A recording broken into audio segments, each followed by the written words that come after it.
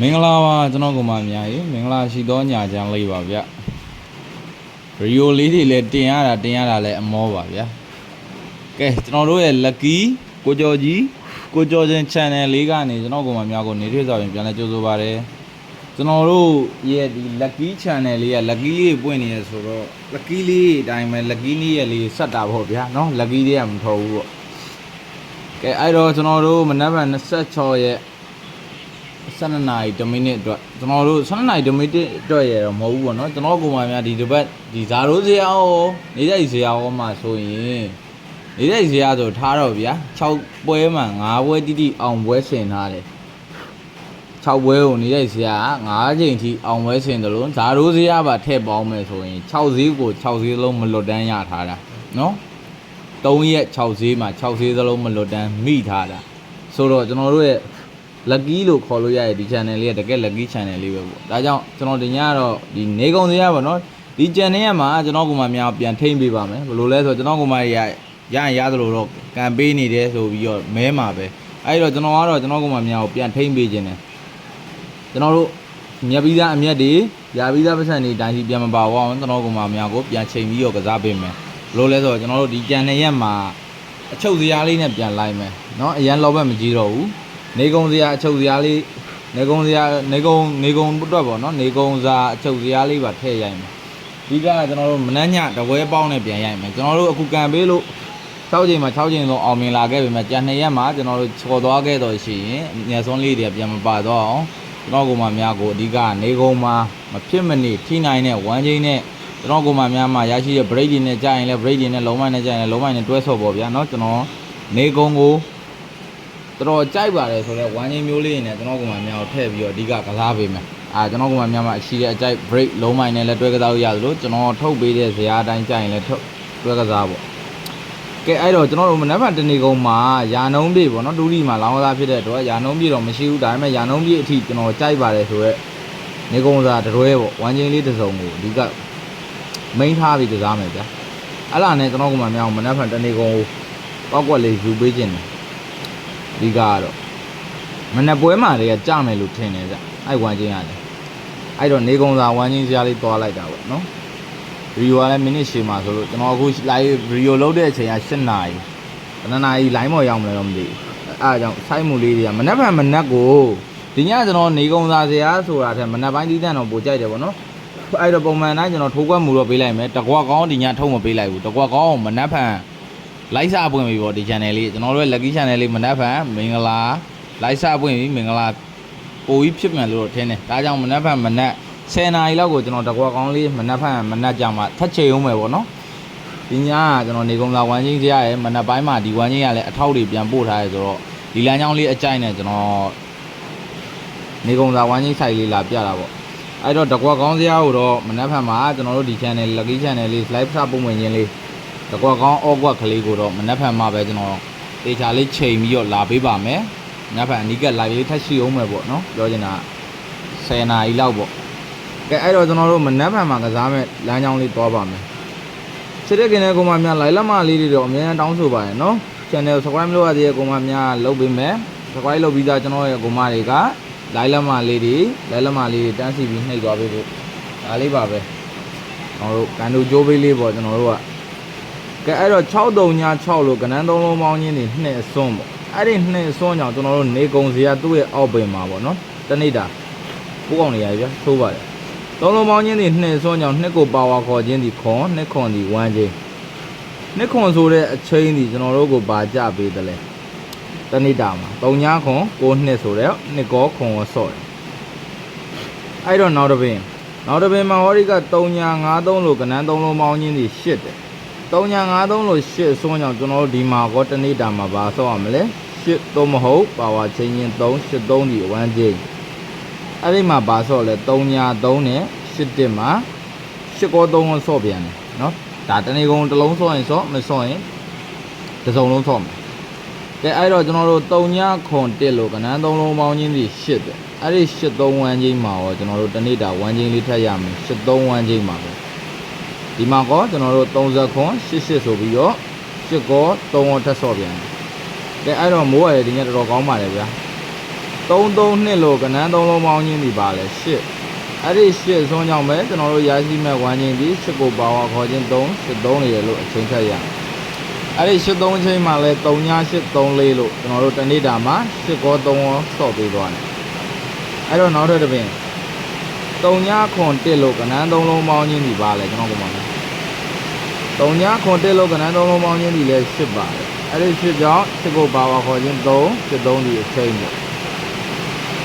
73ချိန်နဲ့ကိုပဲဒီမှာလဲပါဆော့လဲမနက်ပိုင်းမှာ21ညနေပိုင်းမှာ30ခွန်ဆိုပြီး3ဆော့တော့ဘိုးကလည်းပဲ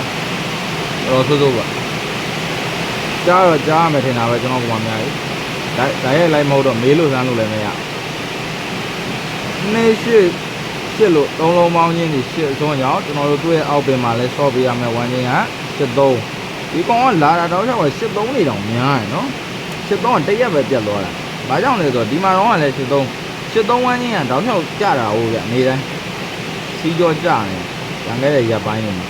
614လို့ကနန်း3လုံးပေါင်းချင်းဒီ4ဒီဝန်းချင်းဒီမှာဆိုရင်တနေ့တာကဒီမှာတော့83ဝန်းချင်းပေါ့83ဝန်းချင်းကို9886မှာ8ယူပဲဆော့သွားတယ်3တော့မဆော့ပါဘူးကျွန်တော်တို့ဒီမှာ614ကြောင့်4ဆွန်းကြောင့်ကျွန်တော်4ပါဝါခေါ်ချင်း9ဒီဝန်းချင်း4ဝန်းချင်းတနေ့တာမှာ24ဆိုပြီးကျွန်တော်တို့4နဲ့လာဆော့အဲ့တော့ကျွန်တော်တို့ဒီနေ့ဘာတွေနဲ့ဆော့သွားလဲကျွန်တော်ကမှများနှစ်9ပေါင်းချင်းဒီနှစ်10ပေါင်းချင်းဒီ3ညခွန်ဒီခွန်စွန်းကြောင့်ကျွန်တော်တို့နှစ်10ခွန်ပေါင်းချင်းခွန်စွန်းကြောင့်ခွန်ပါဝါခေါ်ချင်းနှစ်နဲ့ခွန်နှစ်ဒီအချိန်ပေါ့ခွန်နှစ်ဆိုတဲ့အချိန်နဲ့ကျွန်တော်တို့ကိုဒီညနေမှာမနက်က3ည3လဲအောင်ခဲ့တယ်3 break main 3 break နဲ့3ည3 day လေးအောင်ခဲ့သလိုဒီညနေမှာလဲ92 92နဲ့အရန်ကွက်တော့ဖြစ်သွားတယ်ပေါ့နော်92နဲ့ကျွန်တော်တို့ဒဲပဲထပ်အောင်မြင်ခဲ့တယ်ခုနှစ်အချိန်နဲ့ကျွန်တော်တို့92ပေါ့ကဲအဲ့တော့2နဲ့အောင်မြင်ခဲ့တယ်ဆိုတော့မနက်ဖြန်ရော3ညဘာဝမ်းချင်းလဲမနက်ဖြန်တနေ့တာဝမ်းချင်းက3ည46 3လုံးပေါင်းချင်းဒီ3ညဆွန်းကြောင်း3ညပါဝါခေါ်ချင်း9နဲ့3ည5ဒီအချိန်ဖြစ်ပါတယ်အဲ့တော့ကျွန်တော်တို့ကဒီ3ည5ဝမ်းချင်းကဘလို့ပြန်ပြီးကျွန်တော်တို့နောက်တစ်ပိန်နဲ့ရှောင်းမလဲဆိုတော့ဒီဟာသူ့ကိုအမာတရားလေးလိုက်ထောက်ကြည့်မှာပေါ့နော်ဒီဘက်လေးနဲ့တိုးပေးမယ်ညင်အောင်လို့ကျွန်တော်တို့နောက်ထပ်တစ်ချက်ပြန်ချုပ်တဲ့အခါကျွန်တော်တို့ကဘယ်ကနေပြန်ချုပ်လဲဆိုတော့ဒီလောက်ကပဲပြန်ယူလိုက်ဒီနှစ်ခွန်ဝမ်းချင်းခေါ်ထားတဲ့လမ်းကြောင်းလောက်ကပဲစယူလိုက်မယ်နော်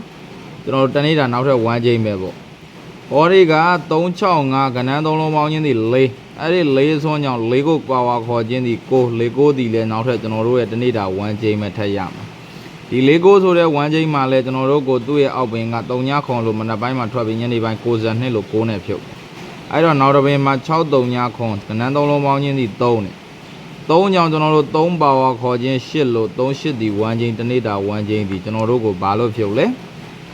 3ည381မှာ3ရော8ကိုဒီမှာဆင်းတယ်အဲ့တော့နောက်တစ်ပင်3ည3လို့3ဆွန်းကြောင့်ကျွန်တော်တို့3လုံးပေါင်းချင်းဒီ3ဆွန်းကြောင့်ဘာဝမ်းချင်းလဲ3ညလို့3ပေါင်းချင်းဒီ3ဆွန်းကြောင့်3ပါဝါ8ခေါ်ချင်း38ဒီဝမ်းချင်းအဲ့ဝမ်းချင်းလေးကကျွန်တော်တို့အပေါ်ပိုင်းမှာတော့ညနေပိုင်းကိုနည်းနည်းဆင်းမြင်မဲ့ဘလောက်တွေကကျွန်တော်တို့မနက်ပိုင်းပေးလာလဲဆိုတော့ဒီမှာတော့ဆိုလဲကျွန်တော်တို့61ဝမ်းချင်းကဒီမှာမနက်ညဒီမှာ4ကိုဝမ်းချင်းကဒီမှာညနေ9ပြီအဲ့ဒီကဒီအပင်လေးကပေါ့နော်ဒီအပင်လေးကစပြီးတော့ဒီအပင်လေးက sorry ဒီအပင်လေးကစပြီးတော့မနက်ပိုင်းသီးသန့်ဆွဲလာတဲ့ဝမ်းချင်းနေကုံဆိုပင်မဲ့စက်ကြည့်တာပေါ့3ညလို့38ဝမ်းချင်းဒီမှာ30ခွန်လို့3ကိုပေးတယ်အဲ့တော့နောက်တစ်ပင်3ည3ခွန်3လုံးပေါင်းချင်းဒီ3ညပါအဲ့ဒီ3ညကြောင့်3ညပါဝါ9ဆိုတဲ့3ည5ဝမ်းချင်းဒီကျွန်တော်တို့ကိုမနက်ပိုင်းမှာပဲပါပေးလေ3ည8လို့ပေးတယ်အဲ့တော့နောက်တစ်ပင်3ည38လို့3လုံးပေါင်းချင်းဒီ1အဲ့ဒီ1ဆွန်းကြောင့်1ပါဝါခေါ်ချင်း6ရလို့16ဒီအချိန်အနေနဲ့ကျွန်တော်တို့ကိုပါပေးလေမနက်ပိုင်းမှာပဲ21လို့1နဲ့ပေးတယ်ဒီဝမ်းချင်းကအပေါ်မှာတစ်ချက်ပဲသူတို့ညနေပိုင်းကိုကူးသွားဘူးလေနော်တောက်လျှောက်မျက်နှာသေးမှကြီးပဲပြန်ကျနေတဲ့ဝမ်းချင်းပေါ့နော်အဲ့16ဝမ်းချင်းမှာ21လို့1ပေးသလိုကျွန်တော်တို့နောက်တစ်ပင်3ည21လို့ကနန်း3လုံးပေါင်းချင်းဒီ3ပါ3ပါဝါခေါ်ချင်း8ရလို့38ဒီအချိန်အနေနဲ့ဆက်ကြအဲ့တော့98လို့ပဲ8တလုံးဆက်ထိပေးသွားသည်ဒီတော့ကကျွန်တော်တို့298လို့ကနန်း3လုံးပေါင်းချင်း298မှာ9ဆွန်းသည်ကျွန်တော်တို့9ကိုပါဝါခေါ်ချင်း4အနေနဲ့6လေးဒီပါလဲ1ချင်း အဲ့ဒီကိုလေးဝမ်းချင်းကိုကျွန်တော်တို့ကိုဒီမှာ24လို့၄တလုံးအထိနဲ့ဆက်ရိုက်လာအဲ့တော့မနက်ကလည်းပေးသွားသေးလားကျွန်တော်တို့ကြည့်ရင်6နှစ်4ကနန်း3လုံးပေါင်းချင်းဒီ9အဲ့ဒီ9ဆိုကြောင့်9ပါဝါခေါ်ခြင်း3ညဆိုတဲ့9 3ညအချင်းဒီကျွန်တော်တို့ကို3ည3ဆိုပြီး3ညနဲ့ဆက်ပေးသွားသေးတယ်ဒီတော့ဒီချင်းဒီကျွန်တော်တို့ကိုမနက်ပိုင်းမှာပဲပေးမလားညနေပိုင်းမှာပဲပေးမလားဒီကောင်ကတော့မနက်သွားလိုက်ညနေသွားလိုက်သွားနေတဲ့ဝမ်းချင်း3ည9ဝမ်းချင်းဒီကောင်ကတော့ဒီတစ်ချက်ပဲညနေဈေးကူးဘူးတယ်မနက်ဈေးတီးတန့်သွားလာတဲ့ဝမ်းချင်းဖြစ်တယ်နှစ်3ည3လုံးပေါင်းချင်းဒီ9အစွန်းကြောင့်9ပါဝါခေါ်ခြင်း3ညရေလို့9 3ညအချိန်မထက်ရဆိုတော့နှစ်ချက်စလုံးမှာညီနေတော့အချိန်လည်းဖြစ်တယ်နေကုန်ဝမ်းချင်းမှာလည်း3ည9အမှာထောက်သလိုသူကဒီမနက်ဈေးတီးတန့်ပြန်စီကြောကြနေတဲ့ဝမ်းချင်းကလည်း3ည9လို့ကြားရတယ်ပေါ့နော်အဲ့ဒါကိုမှကျွန်တော်တို့ဘာနဲ့ပြန်သွားကျင်တာလဲဆိုရင်ကျွန်တော်ကောင်မများကိုပြမနက်ဈေးရဲ့ကီးပေါ့ခုနတနေ့တာခေါ်ထားတဲ့ဒီဝမ်းချင်းအဲ့ဝမ်းချင်းကနက်ခတ်ပါထည့်ယူရင်မနက်ဈေးတွေကီးပေးတယ်ဘလို့ပေးလဲနှစ်ချက်ရှိရနော်အဲ့ဒါတီးအောင်ကြည့်ပါစိတ်ရှည်စွာလေးနဲ့နော်ဗီဒီယိုလေးဆိုတော့ကျွန်တော်လည်းအမြန်ပြမှာပါဒီ63ည6လို့ကနန်း3လုံးပေါင်းချင်းဒီနှစ်ပါဝါခွန်နှစ်နက်ခတ်4ဆိုပြီးနှစ်ခွန်4ဆိုပြီးကျွန်တော်တို့ကိုဒီမှာပေးတယ်ပေါ့နော်နှစ်ခွန်4ဒီကောင်တော့ကီးလန်းကြောင်းပေါ့နော်ကီးဆိုတော့3လုံးသွားမယ်ဒီ3လုံးပေါင်းချင်းဒီနှစ်ဆုံးကြောင်းနှစ်ခွန်4ဆိုတဲ့ကီးဒီ3ညခွန်ဆိုတဲ့ခွန်အထောင်းနဲ့ပေးတယ်နော်အဲ့တော့နောက်တစ်ပင်3ည5 3ကနန်း3လုံးပေါင်းချင်းဒီ8အဲ့ဒီ8ဆုံးကြောင်း8ပါဝါ3 8နက်ခတ်ဒီ1ဆိုတဲ့8 3 1ဆိုတဲ့ကီးဒီ3ည3လို့3ပေးတယ်အဲ့တော့ကျွန်တော်တို့နောက်ထပ်တစ်ပင်3ညခွန်1လို့ကနန်း3လုံးပေါင်းချင်းဒီ8 8 3 1ဆိုတဲ့ကီးပဲထည့်ရတယ်8 3 1ဒီကီး30ခွန်လို့3ပဲပေးခဲ့သေးတယ်အဲ့တော့ကျွန်တော်တို့နောက်တစ်ပင်မှာဟော3 3 2လို့3လုံးပေါင်းချင်းဒီ8ပါပဲ8ပါဝါ3 8နက်ခတ်1ဆိုတဲ့8 3 1ဒီလေကျွန်တော်တို့ကီးပါ3ည8လို့8ပေးခဲ့ဒီတော့ကကျွန်တော်တို့ဆက်သွားမှာက3ညခွန်1လို့3လုံးပေါင်းချင်းဒီ8ပဲထည့်ရတဲ့အတွက်8ပါဝါ3 8နက်ခတ်1ဒီလေကီးပါ8 3 1ကီးနဲ့ဒီမှာတော့ကျွန်တော်တို့ကဒီကောင်နေကုံဝမ်းချင်းခေါ်တယ်သူကဝမ်းချင်းအနေနဲ့လဲနေကုံမှာကြပြီလို့မနက်ပိုင်းမှာလဲသူကနက်ခတ်အနေနဲ့ဝင်လာရင်ကီးဖြစ်သေးတယ်သူကပြတ်သွားတဲ့ပုံစံမျိုးမရှိဘူးပေါ့မနက်ပိုင်းမှာလဲကဲအဲ့တော့21လို့1နက်ခတ်နဲ့လာထောက်ပြီအဲ့ဒါကြောင့်ကျွန်တော်တို့ကမနက်ပိုင်းမှာဒီကောင်ကနေကုံဝမ်းချင်းလဲဖြစ်တယ်လို့မနက်ပိုင်းမှာပါကီးဖြစ်နေယူမယ်ဆိုလဲစီကြောကသွားလှနေတဲ့အတွက်ဒီဝမ်းချင်းကမနက်ဖြန်မဖြစ်မနေကစားပေးမယ်လို့ကျွန်တော်တို့သတ်မှတ်ထားတယ်နော်အဲ့တော့ကျွန်တော်တို့3လုံးပေါင်းချင်း8 3 1ကီးမှာ21လို့1ရိုက်ပြီးတော့3လုံးပေါင်းချင်း2 8 8မှာလဲ8စွန်းကြောင့်ကျွန်တော်တို့ဘာထက်ရလဲ8 3 1ဒီကီးပါပဲအဲ့တော့8 3 1ကီးမှာလဲ68လို့8ပဲကြတယ်အဲ့တော့ကျွန်တော်တို့ဆက်သွားရင်6 1 4လို့ကနန်း3လုံးပေါင်းချင်းဒီ4စွန်းကြောင့်ကျွန်တော်တို့ရလာတော့ကီးဒီ4ပါဝါခေါ်ခြင်း6နဲ့4နက်ခတ်2ဆိုတဲ့4 9 2ကီးပါနော်4 9 2ဆိုတဲ့ကီးမှာ24လို့တော့ကီးပြီးရှင်2ကော4ကောဆွဲပြီးထွက်လာအဲ့တော့မနက်ကတော့ဗာပေးလေကျွန်တော်တို့ကို28ခွန်လို့ဒီကနန်း3လုံးပေါင်းချင်းခွန်ဆုံးကြောင့်ခွန်ပါဝါခေါ်ခြင်း2နဲ့ခွန်နက်ခတ်ခေါ်ခြင်း3ညဆိုတဲ့ခွန်နဲ့3ညဒီမစတာကီးပါအဲ့တော့3ည3လို့3ညနဲ့ဆက်ပေးလာတယ်ဒီကောင်ကခွန်ပါဝါ2ခွန်နက်ခတ်3ညလို့နက်ခတ်နဲ့မနက်ပိုင်းမှာရိုက်ပြီးတော့နေကုံကိုဝမ်းချင်းအနေနဲ့ပြန်ပန်ဖို့တော့တာညနေက62မှာအဲ့တော့ကျွန်တော်တို့မနက်ဖြန်ဒီ3လုံးပေါင်းချင်း3ည4 6လို့3လုံးပေါင်းချင်းဒီ3ညစွန်းကြောင့်3ညပါဝါ9 3ညနက်ခတ်ခွန်လို့3ည9ခွန်မှာစတာကီးပြန်ထောက်လာပြီဆိုတော့ရွှေကီးအနေနဲ့ဆင်းမလားဒီကျွန်တော်တို့နေကုံသားမှာခေါ်ထားတဲ့ဝမ်းချင်းမနက်ပိုင်းကိုလည်းစီကြောပြန်ကြနေ3ည9ဝမ်းချင်းနဲ့ထောက်ပြီး3ည9လို့ဆင်းရင်တော့ပြီးသွားပြီပေါ့တနေကုံသားမှာမနက်ပိုင်းနဲ့3ည9ဝမ်းချင်းလှုပ်လှုပ်အဲ့လိုမဟုတ်ပဲခွန်အနေနဲ့ဆင်းလာရင်တော့3ည9ဝမ်းချင်းကညနေကိုဆက်ကင်မှာနော်ကျွန်တော်တို့ကဆက်ရိုက်ပြီးမှာအဲကြောင့်ကျွန်တော်ကမှများကိုဒီတစ်ပတ်မှာ6ချိန်6သေးလုံးလဲရထားတယ်အရှုံးပြန်မရှိအောင်ပြန်ချုပ်ရရမယ်ဆိုတဲ့သဘောကနေကုံစရာလေးနဲ့ပေါ့နော်ဒီကမဖြစ်မနေအမြတ်ထဲကပြန်မပေးရရေးအတွက်ကျွန်တော်တို့ကနေကုံစရာကိုချုပ်ပြီးတော့ပြန်ကစားခြင်းတာဒီကကျွန်တော်တို့အခု6ချိန်6သေးရသလို4ချိန်4သိန်းထပ်မရရင်ဒီနော်4ချိန်2သေးလောက်ပဲရရင်ချင်းနှက်ပြီဆိုတဲ့သဘောနဲ့ပြန်လိုက်မယ်အဓိကအရှုံးမပါသွားတော့ကျွန်တော်ကမှများရဲ့ငွေပြန်မပေးရရေးအတွက်ပေါ့နော်ကဲအဲ့တော့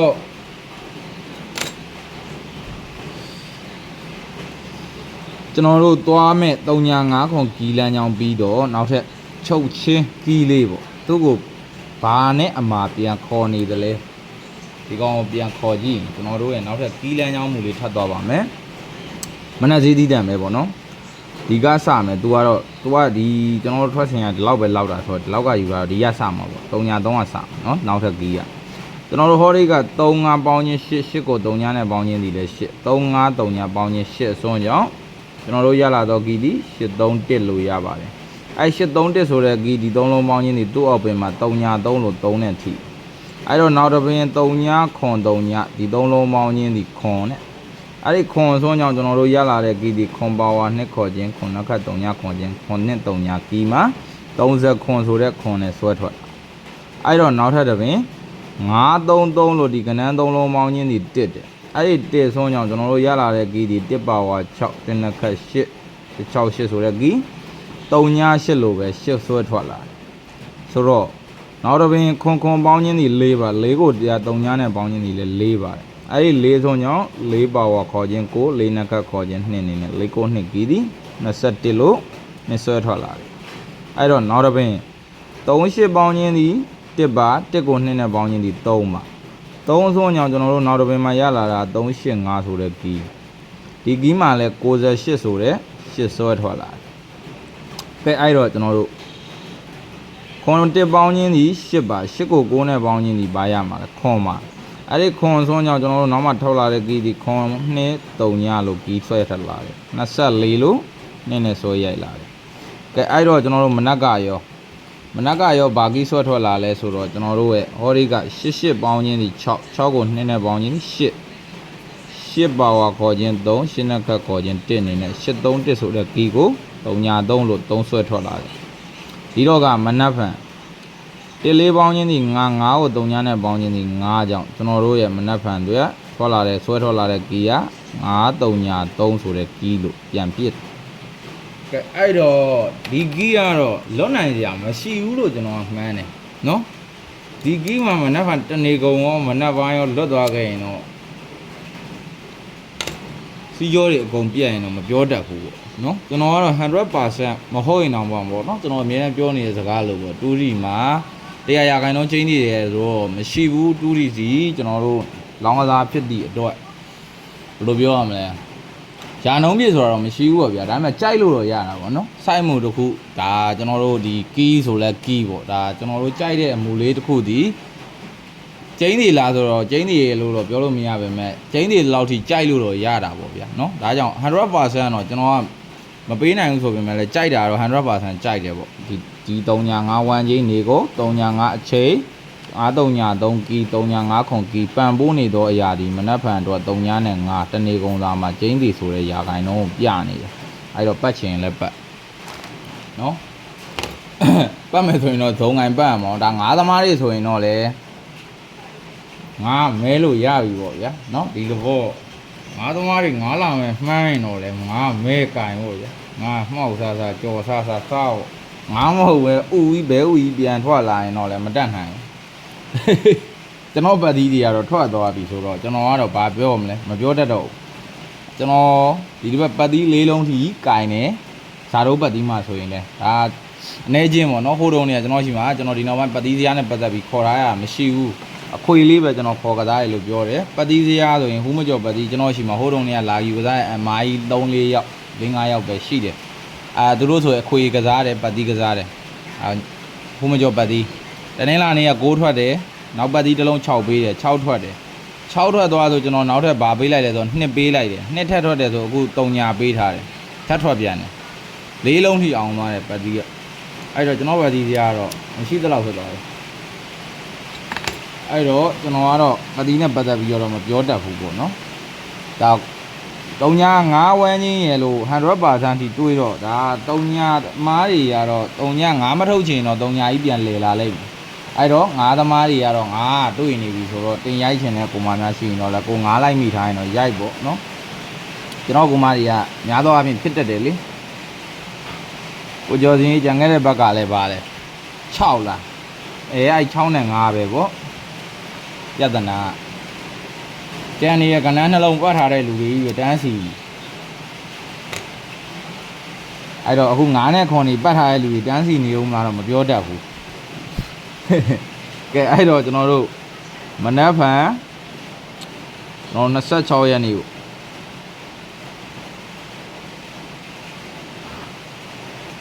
12နာရီ1မိနစ်ကောဒါကျွန်တော်12နာရီ1မိနစ်လို့ပဲရေးပေးလိုက်တာเนาะ12နာရီ1မိနစ်လို့ရေးပေးလိုက်တယ်ဒါပေမဲ့ကျွန်တော်တို့နေကုန်းမှာကီးအနေနဲ့တော့မပြောတော့ဘူးပေါ့နော်နေကုန်းမှာ 100% အကြိုက်ဆုံးဝမ်းချင်းတစ်စုံပြောပါဆိုရင်ကျွန်တော်အကြိုက်ဆုံးဝမ်းချင်းအရန်ကြိုက်နေလို့မူပေါင်းစုံမှာပြနေတဲ့ဝမ်းချင်း100ရာခိုင်နှုန်းပြည့်ကြိုက်တယ်ဗျာမလာတော့လည်းမတက်နိုင်ဘူးလာမယ်လို့မှန်းထားတယ်နော်အဲ့တော့100ရာခိုင်နှုန်းကျွန်တော်အပြည့်ကြိုက်တယ်ကြိုက်တာကိုပြောတာနော်လာမယ်မလာဘူးကတော့မသိဘူးစကားလည်းခံထားရသေးတယ်အပြည့်ကပြောချင်တဲ့လူကစောင့်နေကျွန်တော်ကမာကြီးတော့မပါပါဘူးเนาะကျွန်တော်မှလည်းဘွားကြီးပြက်အကောက်တွေကမှုလို့ပေါက်စကားနေအကောက်တွေကကြာစကားနေကျွန်တော်ဘယ်လိုပြောရမလဲဆိုတော့ကိုမကိုကောင်းရကိုလုံလေးကိုလုံကိုထမင်းလေးကိုစားပြီးအေးစစ်စစ်နေရတော့မှလူမုံများနေ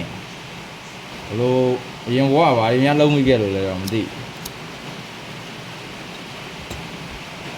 ဒီဘွားမှာတော့အကောင်းဆုံးပဲနေထိုင်ပေးနေတာပါဗျာဒါပေမဲ့အရင်ဘွားဘာကံတရားတွေပါလာသလဲပေါ့နော်အဲ့လိုမျိုးပေါ့ငါလိုတဲ့လူကများနေဒီဘွားအဲ့တော့နေကုံကို305ဆိုတဲ့ဝမ်းချင်းမနက်ပိုင်းမှာတော့ကျွန်တော်ကဘယ်ဝမ်းချင်းခေါ်မလဲဆိုမနက်ပိုင်းတီးတန့်ဆိုရင်အဲ့ကျွန်တော်တို့ဒီနေရာလေးတွေမှာเนาะကျွန်တော်ပြောတယ်ဒီနေရာလေးကိုနားထောင်တဲ့ကောင်မှများနောက်ကျွန်တော် live လေးတွေကိုကျွန်တော်ပြောတာလေးတွေကိုအစားဆုံးစိုက်ရှင်းပြရဲဆိုလဲစိုက်ရှင်းအစားဆုံးနားထောင်နေနေတာဘာကြောင့်လဲဆိုတော့ကျွန်တော်ကောင်မှများတော့ကျွန်တော်တို့ဒီနိုင်ဝက်တနာရီဆိုရဲ live လေးကိုကြည့်လိုက်ရတာကျွန်တော်ကောင်မှများရင်းထိုးတဲ့ပတ်စံနဲ့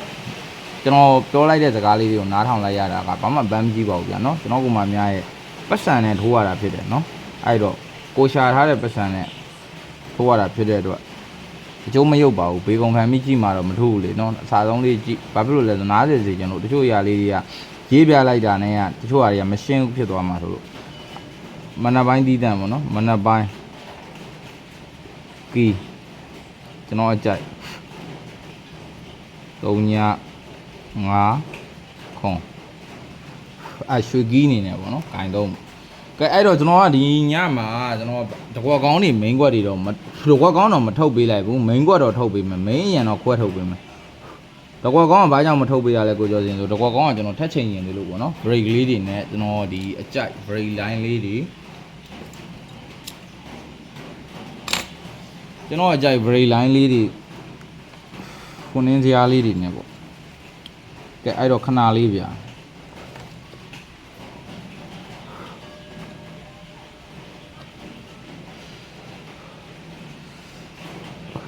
အေးစစ်စစ်လေးကြည့်ကြည့်မယ် brio ဖြစ်နေတော့အဲ့ like ကလေအခါတိုင်း like ဆိုကျွန်တော်ကမှပြောသေးတယ်9နာရီခွဲ10နာရီလောက်မှတက်တယ်လားဆိုတော့အေးစစ်ခဏရှာအခုက brio တစ်ခါလောက်ရတယ်နာရီခွဲလောက်ကြာရင်လည်းကြာသွားမယ်အဲ့ပြီးရင်အဲ့ brio နာရီခွဲလောက် brio တင်ဖို့ကအဲ့နာရီခွဲ1နာရီလောက်ထပ်ကြာတယ်ဆိုတော့အဲ့လိုမျိုးပေါ့နော်နည်းနည်းလေး brio ထားလုံးနေမနက်ကစားပြီးတော့ကျွန်တော်တို့နောက်ပိုင်း7နာရီခွဲ9နာရီလောက်ဆိုရင်ကျွန်တော်တို့ရဲ့ lucky channel လေးက like စလွှင့်လို့ရပြီဆိုတော့ like လေးမှာပြန်ဆုံတော့ဗျာဒီ channel လေးတော့ကောင်းကောင်းမွန်မွန်လေးအေးစစ်စစ်လေးကျွန်တော်ကများနဲ့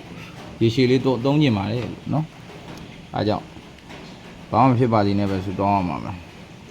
ကဲအဲ့တော့305ခွန်ကီးမှာကျွန်တော်အကြိုက်မနက်ဖန်ကိုမနက်ပိုင်းစီးမှာကျွန်တော်ထုတ်မဲ့ကဏ္ဍလေးတွေပေါ့နော်01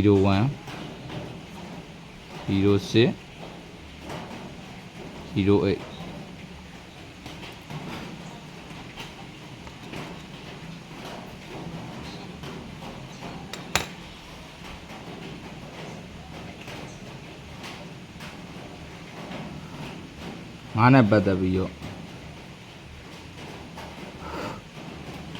ငါးနဲ့ပတ်သက်ပြီးတော့ခဏလေးပြ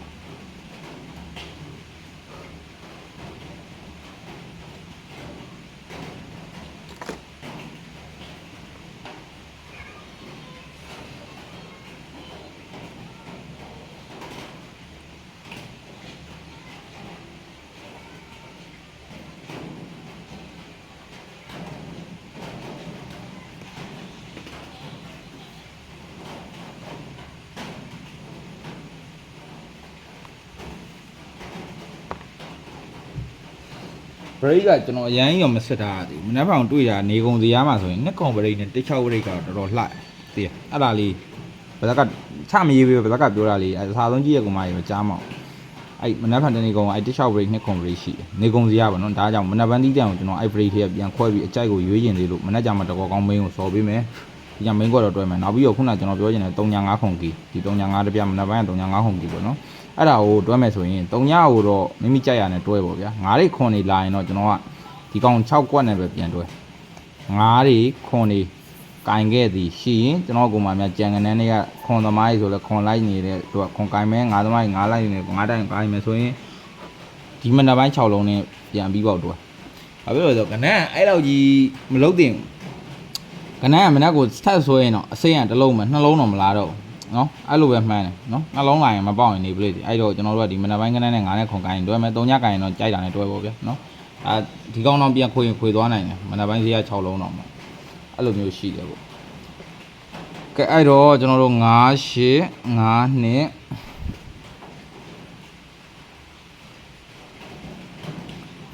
ရှစ်တွဲပြီး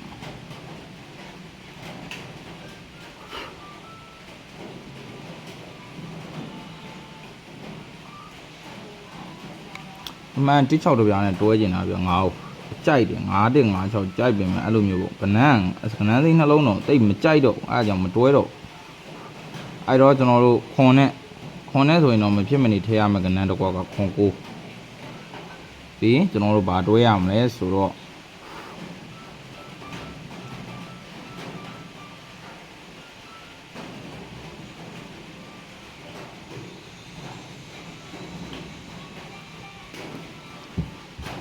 နာလေးဗျာ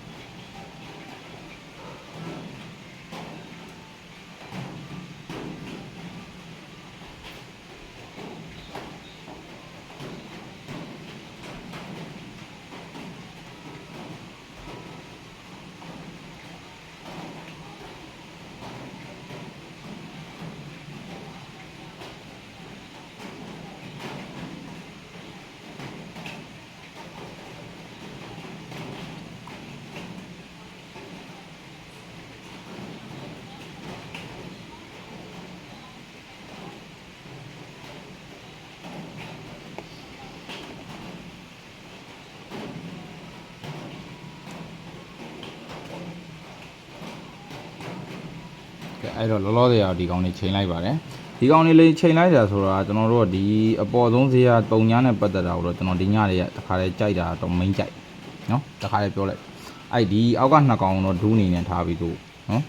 ဒီအောက်က2ကောင်စလုံးကိုဒူးပဲအဲ့လားပဲကစားမယ်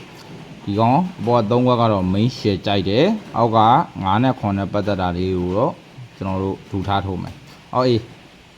ဘာမှမစီမဆိုင်နဲ့ကနန်းတစ်ခွက်ထည့်ပေးလိုက်အောင်အဲ့လိုမျိုးဂျာပေါက်တွေလှုပ်လာတယ်လို့1 အပူလေး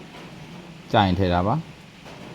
အပူကြိုက်တဲ့ကောင်မှများတော့ကျွန်တော်ဖြစ်နိုင်ရင်တော့ဒီ3.5ခွန်နဲ့ပတ်သက်တဲ့အပူတော့ပိုကြိုက်တယ်ဒါပေမဲ့ဒီ1ကဗယံပရာဆိုင်နဲ့လာတွေ့ထားတာဗယံပရာဆိုင်တွေကအဲ့လိုမထင်ထားရင်ဆင်းတက်လို့ကိုစီကြောတွေအကုန်ပြက်ပြီးတော့တော်ရ3.5ညနေရောက်သွားပြီးတော့စီကြောတွေမနက်ပိုင်းအကုန်ကီးပြက်ပြီးဒီဟာကြီးဆင်းလာမှာဆိုလို့ဒါကြောင့်အပူလေးဒီအပူလေးပေါ့နော်ကျန်တဲ့အပူကြိုက်တဲ့ကောင်မတွေကတော့အပူလိုက်နေရဆိုရင်တော့အဲ့3.5ခွန်နဲ့ပတ်သက်တဲ့အပူပဲထည့်ဖို့ဗျာ3.5ဘူးခွန်ဘူးဒီတစ်ဘူးလေးပါထည့်ထားဖို့ကဲအဲ့တော့ကန်ချင်းထားလို့မြတ်ပါစေကျွန်တော်ကိုမများအားလုံးပဲမနှက်ဖန်ကိုကန်တူကြိုးပေးလို့ထပ်မံရရှိပါစေဗျာ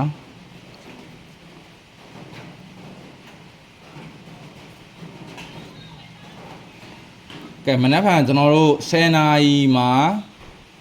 ရဆုံးမယ်နော်မနှက်ဖန်10နာရီကျွန်တော်တို့ YouTube channel လေးလည်း live ပွင့်ရင်းနဲ့ကျွန်တော်တို့တကွာကောင်း share လေးပေါ့နော် site ပြလို့အချိန်မီလည်းပြမယ် site ပြလို့အချိန်မီလည်းဒီတိုင်းလေးပဲလာရေးပေးမယ် like လေးပြန်ဆုံးမယ်မမြင်ရတာကြာပြီဆိုတော့ကျွန်တော်မျက်နှာလေးကိုလည်းတော့ကြာမေ့သွားမှာဆိုလို့ကျွန်တော်ကောင်ပါများကဲ good night ပါကျွန်တော်ကောင်ပါများအားလုံးပဲကျွန်တော်တို့ရဲ့ lucky channel လေးနဲ့ lucky လေးဆက်ပွင့်ပါစေမနက်ဖြန်မှာလည်းမင်္ဂလာရှိတဲ့နေ့ရက်လေးတည်းအဖြစ်ပိုင်ဆိုင်နိုင်ကြပါစေ ကျွန်တော်ပေးလိုက်တော့ဒီထိုးကွက်များထဲမှာမနေ့ကကျွန်တော်ကိုမများအတွက်ရှယ်ပေါက်ကွက်တစ်ကွက်ပါနေပါစေလို့ဆုတောင်းပေးလိုက်ပါတယ်ဗျာချစ်တဲ့ကောင်နဲ့အကိုမများအားလုံးပဲချစ်သူမုန်းမအားလုံးပဲအဆင်ပြေကြပါစေเนาะနေ့ရက်တိုင်းမှာမင်္ဂလာပေါင်းနဲ့ပြည့်စုံပါစေဒီညတော့ connect ပါကောင်เนาะလိုက်လက်မလေးအားပေးတော့ပါเนาะဒါချစ်တဲ့ခင်နဲ့ကိုမများလိုက်လက်မလေး channel လေးလည်း subscribe မလုပ်ရသေးရင်လုပ်ထားပါဗျ